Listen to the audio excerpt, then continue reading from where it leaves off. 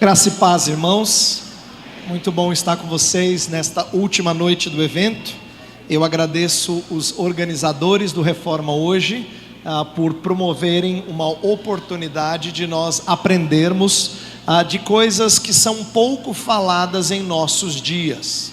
Por exemplo, não há muita gente que explore o fato do nosso Cristo ser um oficial com 3 funções: sacerdote, profeta e rei. E nesta edição do Reforma Hoje, nós estamos vendo isso, vendo um pouco do que significa Cristo ser esse oficial com 3 funções. E como nós já ouvimos pastor Marcos falar na quinta-feira sobre o sacerdócio de Cristo, ontem eu destaquei a profecia, não é, o Cristo como profeta. Eu quero nessa noite então terminar falando da realeza de Jesus. E eu vou convidar você mais uma vez a abrir a sua Bíblia lá em Isaías 53. Só que agora a gente vai ler os 3 últimos versos do capítulo. Mas antes de ler, eu quero te ensinar uma coisa com a sua Bíblia aberta. Se você tem a Bíblia física, vai ser um pouquinho mais fácil de ver o que eu vou te mostrar. Mas se você tiver aí ela virtualmente no celular ou tablet, você vai ter que correr para eu te mostrar o que eu quero que você veja. Ontem eu falei brevemente de algo que eu vou explicar melhor hoje. É esse capítulo famoso que começa na verdade no capítulo 53, verso 13 e vai até o 53, 12. É o chamado Cântico do Servo Sofredor. Ele é referido assim por estudiosos, porque ele de fato funciona como uma poesia. E como uma poesia, ele tem 5 estrofes de 3 versos cada. Então se você olhar para versos 13, 14 e 15 do capítulo 52, é a primeira estrofe. 1, 2 e 3 do capítulo 53, segunda estrofe. 4, 5 e 6, terceira estrofe. 7, 8 e 9, quarta estrofe. E o 10 a 12, a quinta estrofe. E como é típico da poesia hebraica, por vezes poesias são estruturadas de forma a uma parte espelhar outra parte. A gente chama isso, essa estrutura literária, de quiasmo. Isso significa que a primeira estrofe ela parece com a quinta estrofe, a segunda com a quarta, e fica uma no meio. Então essa estrutura de estrofes, ela tem semelhanças. Então a última estrofe que a gente vai ver hoje é parecida com a primeira, mas ela também conta uma história. Sabe por quê? Porque a primeira estrofe começa assim, olha o versículo 13 do 52. Eis que o meu servo procederá com prudência, será exaltado, elevado e muito sublime. Então começa com o servo exaltado, elevado e muito sublime. Ontem a gente viu que esse servo chegou a tal ponto que ele ficou desfigurado. Os homens não fizeram caso dele. Homem de dores, que sabe o que é padecer. E a gente agora vai ler uma passagem que mostra não só o seu sofrimento, mas eventualmente a sua exaltação. O que esse cântico do servo está nos ensinando? Que esse servo começa exaltado, depois ele é humilhado e ele termina exaltado. A própria poesia conta a história de Jesus. Começa lá em cima, que nem Filipenses 2 fala: não julgando por usurpação o ser igual a Deus, antes a si mesmo se esvaziou, assumindo forma de servo. E como servo, ele sofreu, mas para conquistar aquilo que no final ele recebe como recompensa, a sua exaltação. Então a gente vai falar desse último movimento da exaltação. Mas antes de ler o texto, eu estou ensinando isso a você porque eu quero que você saiba que essa não só é a história de Jesus, é a história da humanidade. Eu e você fomos criados à imagem e semelhança de Deus, de maneira tão perfeita que a Bíblia diz que Deus viu tudo e diz que tudo era muito bom. Mas não demorou muito para esses primeiros homens caírem em pecado, e aí a gente vê a que ponto as coisas chegaram. Mas o objetivo final da salvação de Jesus é conduzir o seu povo novamente a um estágio de exaltação. Então a história da humanidade também é uma história de quem começou lá em cima, entrou numa trajetória de pecado e humilhação para depois ser exaltado. Mas não é apenas a história da humanidade, é a história da sua salvação. Jesus falou que você é alguém que, como o mestre sofreu, também sofrerá, mas todo aquele que é humilhado será exaltado. Exatamente. No final, aqueles que estão fiéis a Cristo, mesmo em meio à sua humilhação, serão exaltados. Então o nosso texto vai falar dessa trajetória, do final dessa trajetória, da exaltação de Jesus, mesmo sendo um servo sofredor. Então acompanhe a leitura dos versos 10, 11 e 12 de Isaías 53. Diz assim a palavra do Senhor: todavia ao Senhor agradou moê-lo, fazendo-o enfermar. Quando der ele a sua alma com oferta pelo pecado, verá a sua posteridade e prolongará os seus dias, e a vontade do Senhor prosperará nas suas mãos. Ele verá o fruto do penoso trabalho de sua alma e ficará satisfeito. O meu servo, o justo, com o seu conhecimento, justificará a muitos, porque as iniquidades deles levará sobre si. Por isso, eu lhe darei muitos como a sua parte, e com os poderosos repartirá ele o despojo, porquanto derramou a sua alma na morte. Foi contado com os transgressores, contudo levou sobre si o pecado de muitos, e pelos transgressores intercedeu. Eu quero falar nesta noite sobre a realeza de um Cristo que tem que trilhar o caminho de humilhação para chegar na sua gloriosa exaltação. Essa é a trajetória do Rei Jesus. Ele não chega tendo a coroa colocada sem antes padecer. Ele é exaltado e declarado rei por conta daquilo que ele conquistou mediante o seu sofrimento. Mas antes de a gente chegar nisso, eu quero chamar a sua atenção para uma palavrinha que vai ser chave nesse começo da minha exposição, que é mostrar como essa é uma passagem que fala da satisfação de um Deus que finalmente vai ficar satisfeito, de um servo que vai ver o resultado da sua obra e vai ficar satisfeito. Veja, eu acabei de falar 2 vezes a palavra satisfeito, mas eu não usei no mesmo sentido. Sabe por quê? A gente está muito acostumado a pensar em satisfação como sendo prazer. A gente fala assim: então, você gostou da viagem, do passeio? Está satisfeito? Quando alguém pergunta isso para você, ele está querendo dizer assim: você gostou? Você teve prazer em alguma coisa? E esse é um dos aspectos de satisfação, mas não é o único aspecto presente no texto. Na verdade, eu quero resgatar uma ideia de satisfação que a gente usa menos, mas de vez em quando a gente usa. Quando você come bem e alguém te pergunta assim: você quer mais? Você fala: não, obrigado, eu estou satisfeito. O que você quer dizer? Não é só que você teve prazer, você quer dizer que a comida cumpriu o propósito. Eu tô satisfeito, isto é, eu não estou mais com fome, não precisa mais, eu estou satisfeito. Aqui, satisfação tem mais a ver com cumprir o propósito. Você pode até dizer: tá uma delícia, é um outro tipo de satisfação. Mas antes eu quero falar da satisfação que cumpre o propósito. Sabe por quê? O servo vai ter que satisfazer o seu pai, cumprir o propósito, para ficar satisfeito, ter prazer. E a gente vai ver essas duas coisas na passagem aqui. Eu quero mostrar para vocês ao longo da minha exposição que o Evangelho satisfaz aquele que se humilha como servo. Jesus vai sofrer essa humilhação, mas não como quem está comendo comida ruim. Ele ficará satisfeito, isto é, ele vai ter prazer. Mas esse prazer, e essa é a primeira coisa que a gente vai ver na primeira parte da mensagem, esse prazer é resultado de cumprir o que lhe é devido.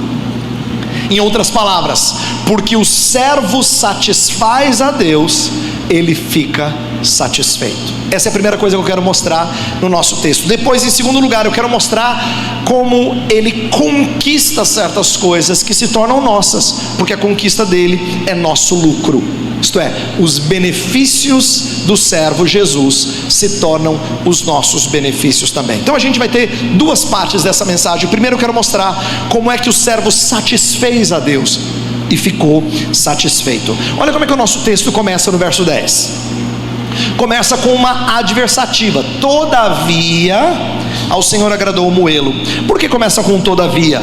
É porque terminou o verso 9, eu não li a poesia toda, mas terminou o verso 9 dizendo que ele não abriu a sua boca, não se achou dolo em sua boca. Em outras palavras, ele é um servo admirável, submisso, silencioso, comprometido em obedecer até a morte. Todavia o Senhor o moeu. Isto é, o sofrimento do servo não é apenas parte da experiência comum, é propósito divino. Não é assim que Jesus sofreu como nós sofremos, não. Jesus sofreu porque o Pai, o Senhor, quis que ele sofresse. Deus quis que fosse assim. Mas talvez você pode perguntar assim: peraí, como é que Deus pode ter prazer? Porque o texto fala: o Senhor agradou moê-lo. Como é que Deus pode ter prazer na morte do seu servo, se a Bíblia diz que Deus não tem prazer na morte do ímpio?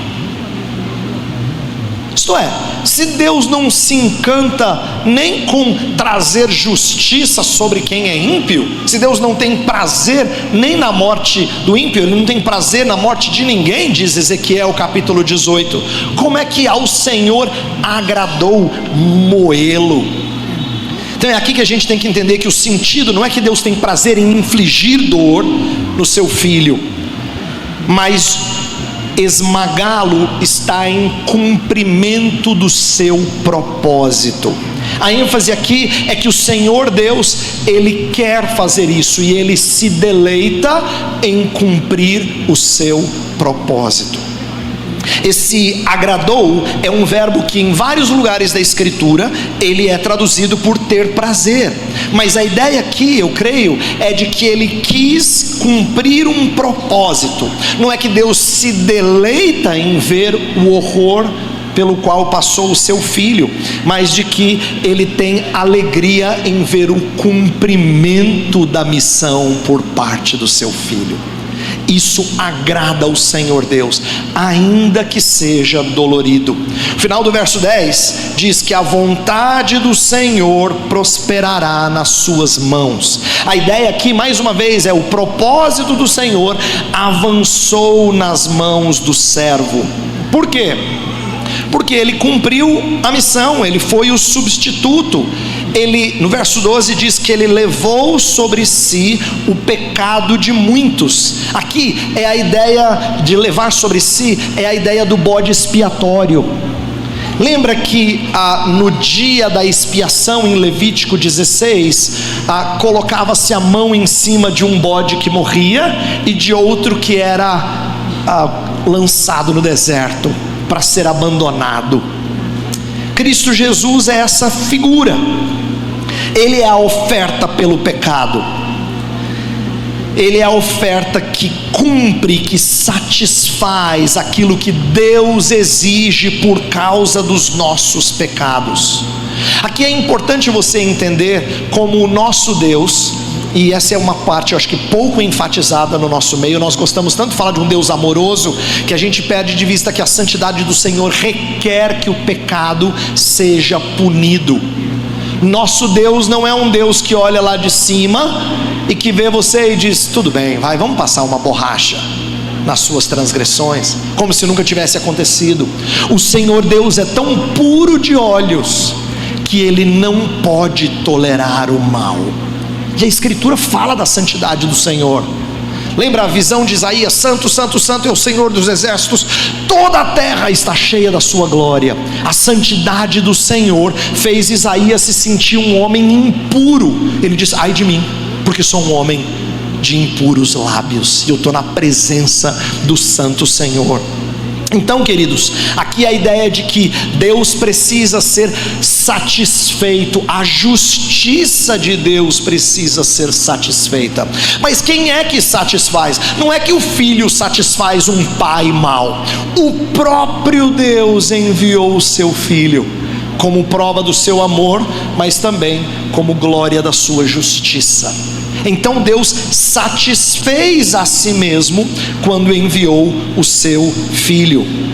Irmãos, aqui é importante você entender que a exigência de Deus é cumprida por Jesus. Deus exige que nós sejamos perfeitos, e Cristo o foi. Deus exige que o pecador repare com sacrifício de sangue, e por isso Cristo se tornou oferta pelo pecado. Mas na cruz, Deus não só exige de nós, Ele também exige de si mesmo mostrar sua perfeita justiça e amor. É por isso que Ele não cobra de você, Ele cobra dele.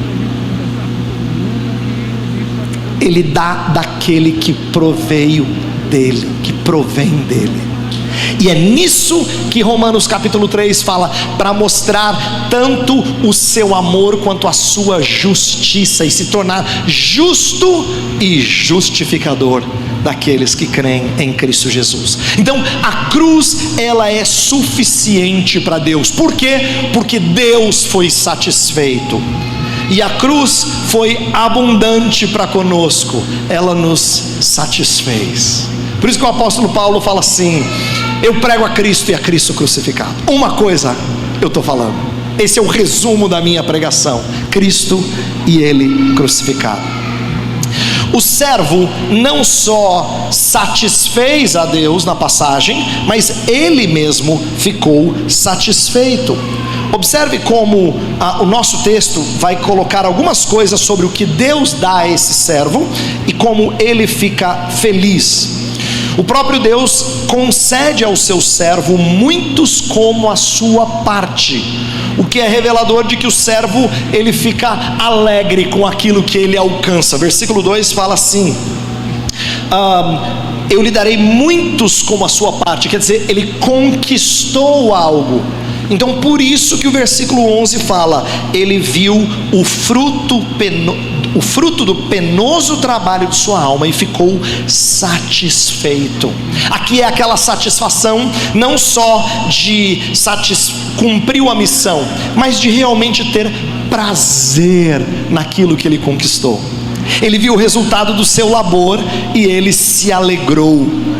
Observe que aqui Deus tanto foi satisfeito porque a sua justiça foi cumprida, mas ele ficou satisfeito porque o servo se alegrou naquilo que ele conquistou. Aqui eu preciso ensinar uma coisa sobre a doutrina que a reforma nos traz, que é a de que Jesus Cristo não faz tentativa de salvação. Ele vem e salva todos a quem ele se propôs salvar. E é muito importante você entender isso. Jesus não pode tentar salvar cada pessoa sem exceção e conquistar uma parte pequena e sair satisfeito. Ok? Isto é, o Rei da Glória não pode tentar vir salvar uma infinidade de pessoas, conseguir só alguns poucos e depois ficar feliz, mesmo tendo tomado uma lavada do inimigo. Não pode. Como é que o servo fica satisfeito? Porque ele realiza perfeitamente o objetivo da sua missão.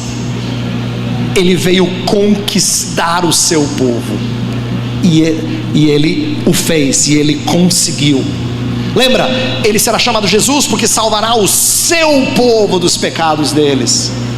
Cristo amou a igreja e se entregou por ela.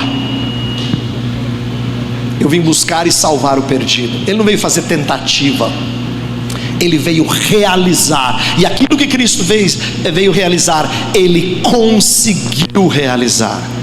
Queridos, saber da eficácia da obra de Jesus faz muita diferença para quem vive num mundo quebrado. Porque tem evangélico aí que acha que vida com Jesus é vida só na bênção, só nas nuvens. Nada disso. A gente vive num mundo em que todo esforço parece inútil. Se você caiu na real, você sabe que muitas vezes você tenta e parece que as coisas não vão. Como é precioso saber que aguardar redenção não é só um sonho, é uma realidade. Ele veio salvar os seus e ele conseguiu, por isso que ele ficou satisfeito. Isto é, Cristo torna os nossos esforços frutíferos por causa da sua conquista. Portanto, não pense que você serve nesse mundo como quem tenta fazer a sua parte e Jesus está lá só olhando para ver se você está indo bem. Você trabalha debaixo da conquista dele, debaixo da vitória dele, mesmo vivendo num mundo quebrado. Deixa eu expandir essa ideia.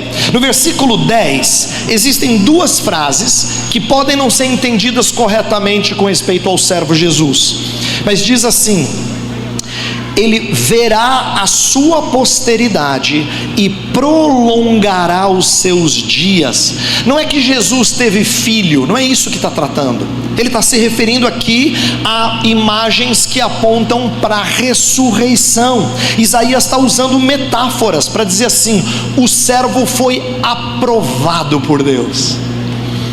Embora ele sofreu até a morte, ele não ficou preso na morte. Ele verá a sua posteridade, ele prolongará os seus dias. São imagens da ressurreição de Cristo. A posteridade que ele verá é no sentido de filhos de Deus, está se referindo ao sacrifício conquistando um povo para si. Cristo Jesus viu essa posteridade e se alegrou. Por quê? Porque ele sabe que ele conquistou aqueles a quem ele veio resgatar. A ênfase aqui é de que a morte não pode detê-lo. Por quê? Porque ele vai ver os frutos do seu trabalho.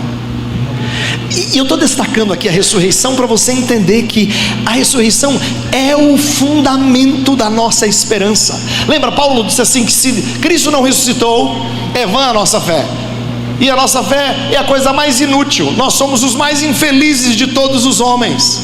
Você viver por uma coisa que acaba na morte, frustrante.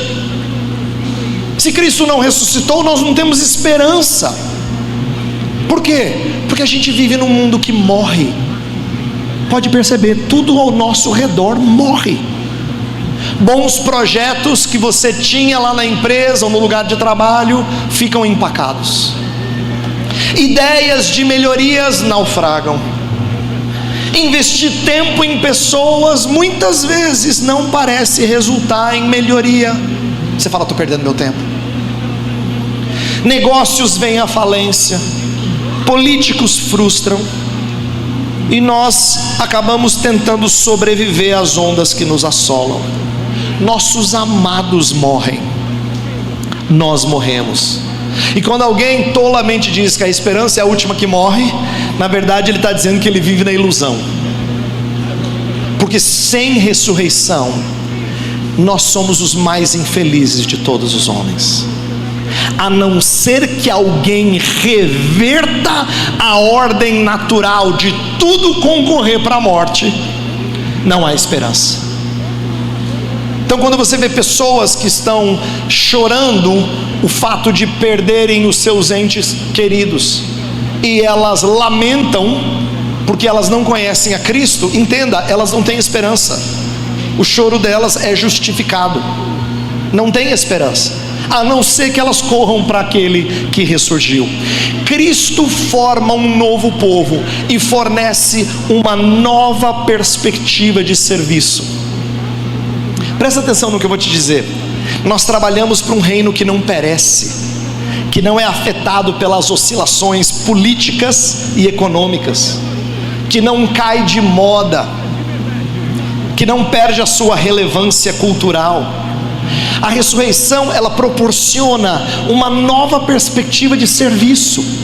Porque, presta atenção, se eu invisto invisto em alguma coisa e parece que não está dando certo, eu tento um pouco mais com força, mas depende de quão eficaz eu sou. Mas quando Paulo fala no famoso capítulo de 1 Coríntios 15, que Jesus Cristo ressuscitou e formou um novo povo, como é que ele termina aquele capítulo?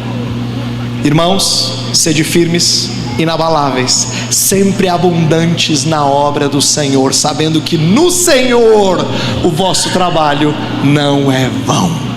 Olha só, por que esse texto está lá? Não é para você trabalhar, arregaçar as mangas e fazer valer, é porque a ressurreição garante isso. A ressurreição é que torna o nosso investimento no reino sempre rentável. E eu não estou falando de dinheiro, tá? O nosso investimento num reino de vida sempre termina bem, porque o Salvador conquistou todos aqueles que ele queria, e ele não perde nenhum dos que o Pai lhe deu. Segunda parte da minha mensagem, eu quero mostrar como a conquista dele é o nosso lucro. Quero mostrar como aquilo que ele alcança é transmitido a nós. No começo desse cântico, esse servo, como eu falei, ele está numa posição exaltada. O pai fala desse servo, e no final ele volta a falar desse servo. Aqui um acerto entre pai e o servo, entre o Senhor e o servo. Tanto é que no versículo 11, no meio, ele diz: o meu servo. E depois no início do verso 12 ele diz: por isso eu lhe darei. Ao longo de toda a poesia, o profeta Isaías está falando dele, mas no começo e no final quem fala é o Senhor. E ele fala muito belamente desse servo. Uma das coisas que chama a nossa atenção quando a gente estuda esse texto é que até o versículo 10, o cântico todo é descrito no passado, praticamente todo, com uma exceção só no verso 15. Todos os verbos estão no passado. Mas a partir do verso 10, 11 e 12, nós vemos uma mudança para verbos no futuro. Verá a sua posteridade, prolongará os seus dias, a vontade do Senhor prosperará nas suas mãos, verá o fruto do trabalho de sua alma, ficará satisfeito, justificará a muitos, e por aí vai. Vários verbos no futuro. Na verdade são 9 coisas que ele conquista, todos no futuro. O que isso mostra? Esses são os resultados da obra do servo, que caem sobre os remidos. Esta estrofe que a gente está estudando aqui, final, está falando daquilo que Cristo conquista, é a sua recompensa. Talvez isso seja um pouco estranho para você, porque você acha que eu tenho que servir a Deus sem querer recompensa, mas não é verdade. Hebreus 11 ensina que Deus se alegra com aqueles que creem que Ele existe, e é galardoador dos que o buscam. Isto é, Deus quer que você o procure por aquilo que Ele tem para lhe dar. E Jesus Cristo sabia disso melhor do que qualquer um de nós. É por isso que quando Ele está para enfrentar o duro sofrimento da cruz, o texto fala assim, Hebreus capítulo 12, verso 2: em troca da alegria que lhe estava proposta, Ele suportou a vergonha da cruz. Percebe que Ele suporta porque Ele tem em mente a recompensa. Ele sabe o que está adiante e o que Ele vai conquistar. Portanto, não é errado nós vivermos a vida cristã com olhos na linha de chegada. Na verdade, a gente é treinado a fazer isso. Você já percebeu como o corredor que corre bem nunca olha para baixo? Você olha para baixo, você tropeça. Corredor que corre bem olha para frente. Ele olha correndo, ele corre olhando para o final da sua trajetória. Portanto, ver a recompensa é parte do ânimo desse servo. E o que é que ele conquista? 3 vezes no nosso texto é repetido a palavra muitos, muitos.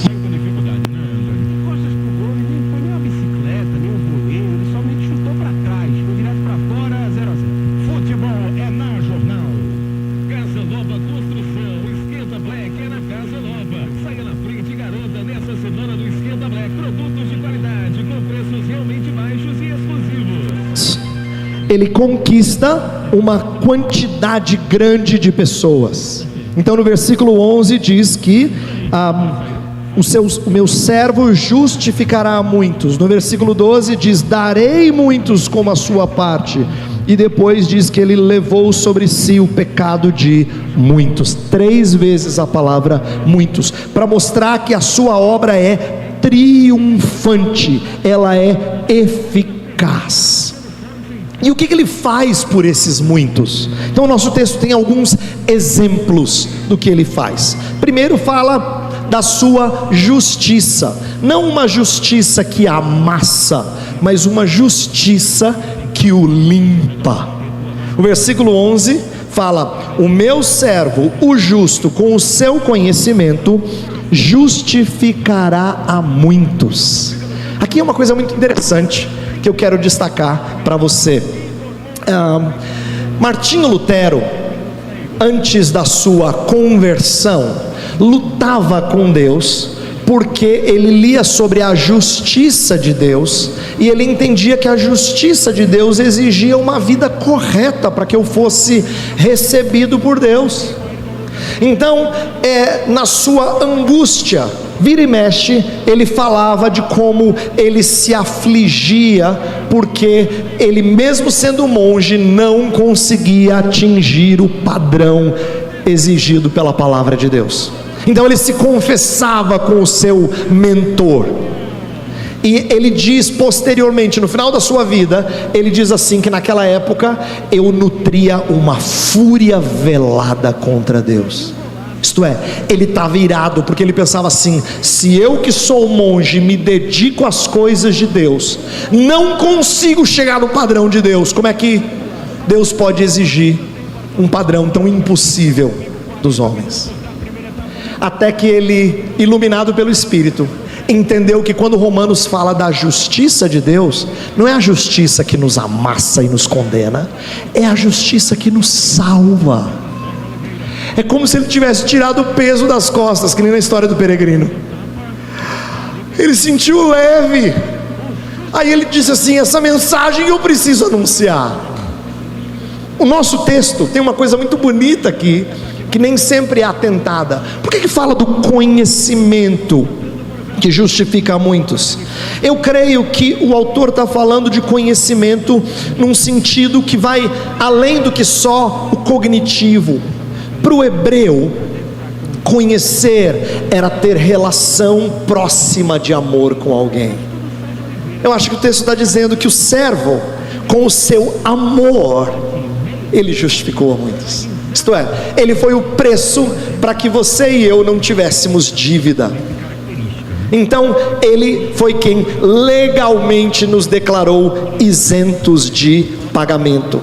Queridos, essa verdade que Martinho Lutero descobriu, ela foi o que moveu a sua vida para começar aquilo que depois se tornou a Reforma Protestante. A doutrina da justificação significa que Cristo é tratado como você merece, e você é tratado como Cristo merece. Que troca, hein? Cristo ser tratado como você merece, para que você seja tratado como Cristo merece. Que doce troca! Que doce troca! Além de justificar a muitos, uma outra coisa que o texto fala é que ele recebeu os despojos. Verso 12 diz: eu lhe darei muitos como a sua parte, e com os poderosos repartirá ele o despojo. O início do verso 12 diz por isso. Por isso funciona como uma conexão com o verso anterior. Significa que se ele levou as iniquidades dele sobre si, ele tem uma recompensa. Por isso ele vai ter muitos como a sua parte. Muitos como a sua parte. Com os poderosos ele vai ter esse despojo. Queridos, eu queria que vocês entendessem essa linguagem como uma linguagem de rei. Eu vou explicar por quê. Você já percebeu como quando Jesus entra em cena nos evangelhos, parece que tem mais demônio aparecendo do que na Bíblia inteira? Já percebeu? É de propósito. Quem olha para aquilo que Jesus faz e acha que a gente tem que ter ministério de expulsão e demônio aparecendo em tudo quanto é encontro de igreja, não entendeu a revelação bíblica. Por quê? Presta atenção. Porque você ouve falar um pouquinho sobre demônios antes de Jesus, mas você não tem nenhuma orientação do apóstolo Paulo sobre como lidar com demônios nas cartas. Ele diz que nossa luta não é contra carne nem sangue, mas contra principados e potestades, e a gente usa a armadura para nos proteger dos ataques do inimigo. Isso ele diz, mas ele não fala nada de expulsá-los. Por quê? Quem faz isso é o rei. Agora deixa eu te explicar. Quando o rei chegou, você lembra que onde Jesus chegava, os demônios diziam assim: por que, filho do homem, você vem nos perturbar? É porque o rei estava chegando para tomar aquilo que era dele. Os demônios eram usurpadores, estavam tomando aquilo que não era seu. Quando Cristo chegou, ele vai arrancar os usurpadores do seu lugar. É por isso que ele usa uma ilustração. Ele fala assim que Jesus é como aquele que entra na casa do valente, amarra o valente e saqueia a casa do valente. E Cristo diz isso quando ele está expelindo demônios. Então, observe, ele diz assim, que quando ele expelia demônios, as pessoas diziam: você faz pelo poder de Beelzebu. Ele diz: eu faço pelo poder de Beelzebu, então Satanás está lutando contra Satanás. Mas se eu faço pelo Espírito de Deus, se é o dedo de Deus fazendo, então o reino chegou. Então, queridos, eu quero que você entenda que o reino chegou porque o rei chegou. Aquele momento em que ele está libertando pessoas do cativeiro do inimigo, o rei chegou. E quando ele não só morre, ressurge, sobe aos céus, Efésios 4 diz que ele reparte dons aos homens. Ele derrama o seu espírito no dia de Pentecostes, e ele também enriquece os homens com dons para que sejam bênçãos nas suas igrejas. É por isso que alguns foram apóstolos, outros profetas, outros evangelistas, outros pastores e mestres. É disso que Efésios fala: homens da palavra, que tiveram dons do Senhor para enriquecer a sua igreja. Esse é ele repartindo os despojos. Então, o que a gente aprende com isso? Na Bíblia, salvação não tem apenas linguagem religiosa de sacrifício, não tem apenas linguagem forense, legal, de justificação, tá? Mas tem também uma linguagem bélica, de guerra. É por isso que Jesus Cristo expõe principados e potestades, triunfando sobre eles na cruz. Colossenses 2 fala disso. Ele diz assim: está na hora de ser julgado o príncipe deste mundo, quando eu for levantado da terra. Então a sua obra na cruz e ressurreição é triunfo sobre os inimigos. Ele não é apenas o sacerdote que ofereceu o sacrifício, ele não é apenas o profeta que revelou o braço forte do Senhor, mas ele é o rei que triunfou sobre inimigos. Eu estou falando isso para vocês, para você entender que se ele conquista isso, quando ele reparte os despojos, significa que você recebe as bênçãos, porque o Pai aprovou o servo. É como se você recebesse presente, porque você está ligado a Jesus. Eu costumo dizer, e talvez você já tenha tido essa experiência, que nós recebemos esses benefícios de Deus porque a gente é amado por tabela. Você já teve a experiência de ser amado por tabela? Sabe de alguém que gosta muito da sua mãe, ou do seu pai, ou do seu filho, de alguém próximo a você, e quando essa pessoa descobre quem você é, fala, ele gosta de você? Ele imediatamente se inclina a você, ele nem sabe quem você é, não conviveu contigo, mas porque ele gosta da pessoa a quem você está associado, você é amado por tabela. Já teve essa experiência? De ser amado por tabela? Deixa eu te explicar. Tem uma história na Bíblia que me comove muito. Uma história que eu acho que ensina esse princípio. Você lembra da história em que Saul e Jonatas? Saul era o rei de Israel. Davi estava sendo caçado por Saul, embora ele fosse o rei por direito. Davi não tinha de fato o reino. Saul e Jonatas morrem. Davi é colocado no trono. Quando Davi é colocado no trono, todo mundo pensa assim: agora que ele vai descer a mão de juízo sobre a família de Saul. Mas Davi surpreende. Ele pergunta onde estão os familiares de Saul. E aí ele descobre que Jonatas, o seu amigo querido, tinha um filho aleijado, chamado Mefibosete. Aí Davi fala assim: eu quero que Mefibosete venha para comer na mesa do rei. Quando a notícia chega para Mefibosete, Mefibosete tem uma reação bem estranha e certamente politicamente incorreta. Sabe por quê? Ele diz assim: o que o rei quer com um cão morto como eu? Hoje em dia a gente não usaria essa linguagem, ela é politicamente ofensiva. Você tem que pensar que você é um PCD, mas você está sendo incluído. Só que a passagem não é para a gente aprender a incluir PCD. É uma passagem em que Mefibosete sabia da sua inutilidade, mas ele vai e come na mesa do rei. Sabe por quê? Porque Davi amava Jonatas e Mefibosete foi amado por tabela. Querido, sabe por que você é amado? Não é porque você é especial, não. É porque o Pai ama demais Jesus, e você está ligado em Jesus. Quando o Pai olha para o Filho, que Ele diz: em quem me comprazo, Ele ama você por tabela. Você é docemente tratado por causa do amor que acontece aqui em cima. Você e eu somos amados por tabela. Esse Cristo se fez transgressor por nós. Olha o que diz o versículo 12: porquanto derramou a sua alma na morte, foi contado com os transgressores, contudo levou sobre si o pecado de muitos e pelos transgressores intercedeu. Essa passagem, esse finalzinho do verso 12, é citado pelo evangelista Lucas, para confirmar que Jesus seria tratado como um criminoso. Embora perfeito, ele seria tratado como um criminoso.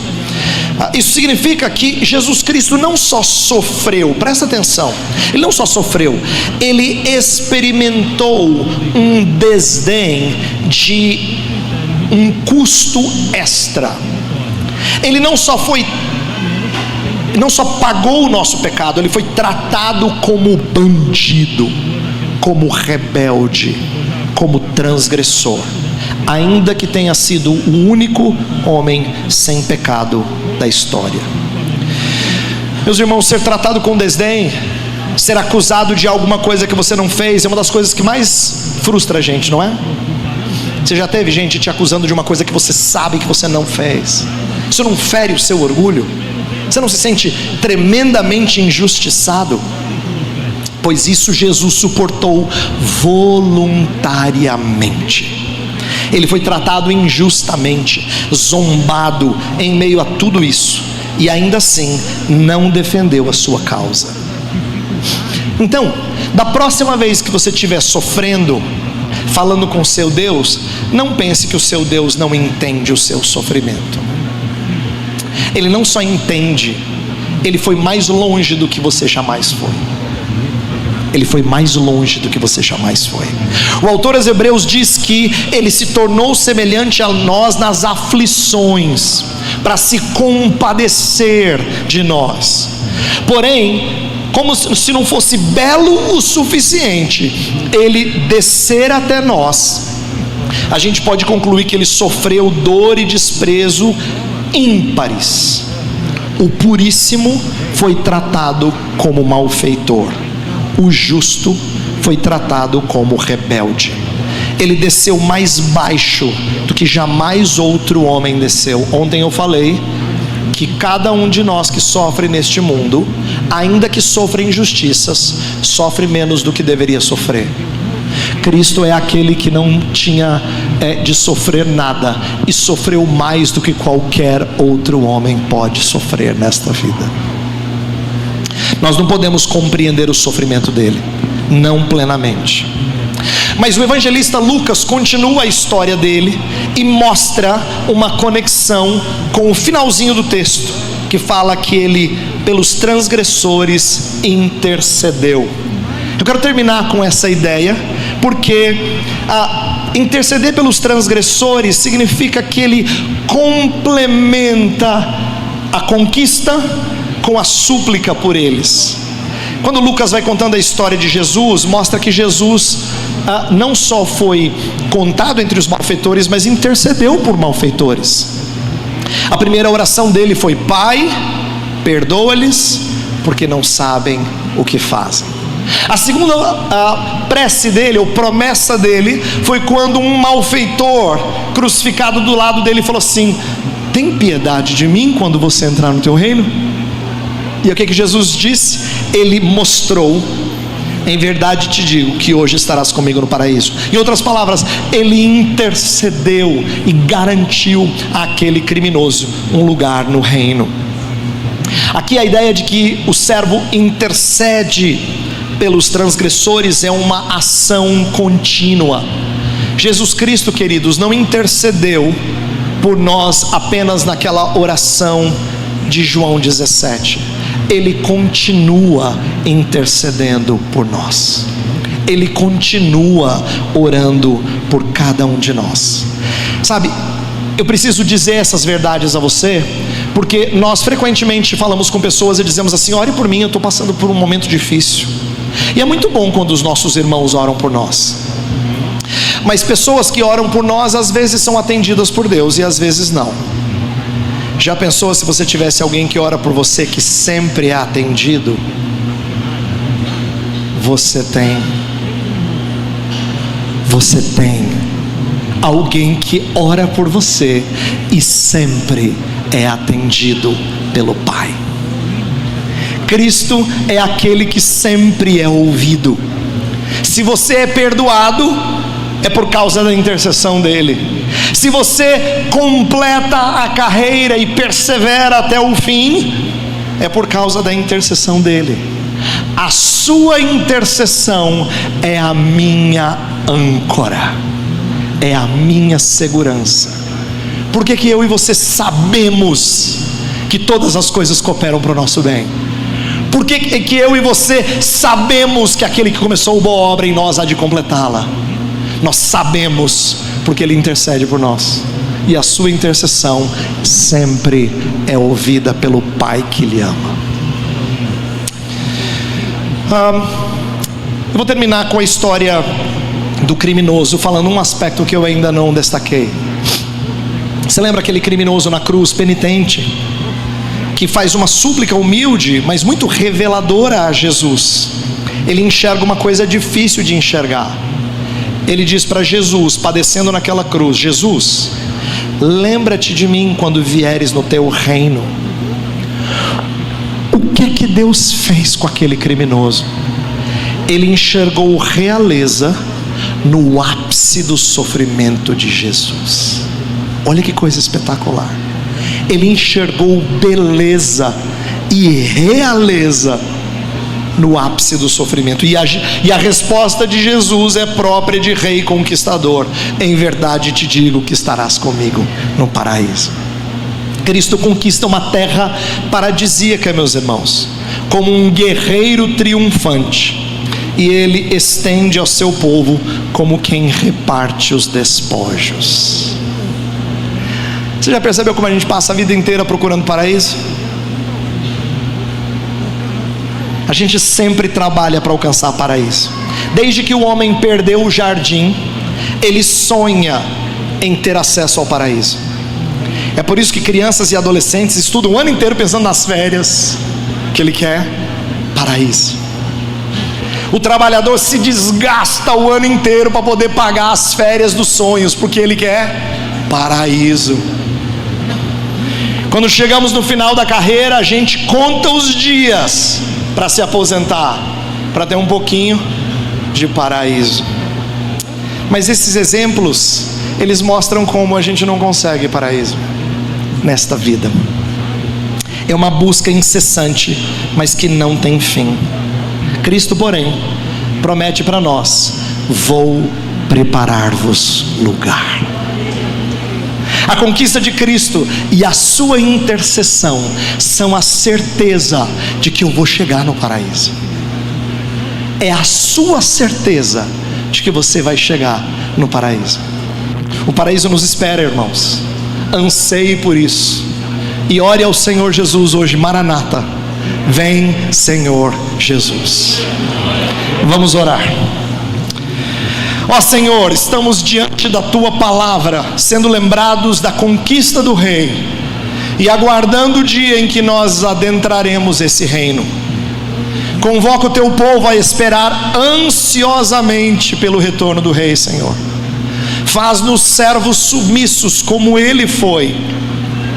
Faz-nos entender que é a vitória dEle que é a nossa vitória. Que não tentemos fazer aquilo que cabe apenas a Cristo, Senhor. Retira de nós todo tipo de esforço vão. Nós precisamos confiar em Cristo e em Cristo somente. Então ensina aos meus irmãos nesta noite, Senhor, cultiva em nós nesses dias a lembrança de que o legado da reforma é para que nós não coloquemos nada junto de Cristo, que não tiremos da sua glória, que não roubemos aquilo que é próprio do seu louvor. Dá ao teu povo amor por Cristo e por Ele somente. Incendeia os nossos corações, Senhor, e faz-nos expressar hoje à noite o quanto nós queremos a Cristo. Maranata, vem Senhor Jesus. Amém.